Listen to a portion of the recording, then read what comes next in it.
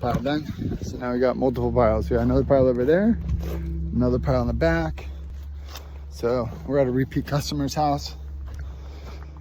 On our way home, they gave us a call. And so it's always good to have repeat customers. Keep them happy. That way they keep calling you back.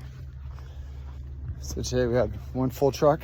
We have another full truck within a matter of 1 hour with a repeat customer. Okay, also, you need to pack your loads down to get it all in, because we got a lot more to get in this truck. Okay, guys, so we got it all done. We're in Vista. Our second load of the day. We're on top of my truck.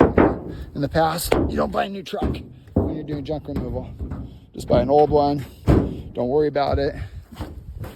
Walk on it. Scratch it. It works. Super stoked. All the trash is gone there. Little rabbit cage. All the trash here is gone. It's all in there. Look how big that load is. Number 2 for the day. It's 1 o'clock, so 10, 11. We started at 11, 12, 1, 2 hours.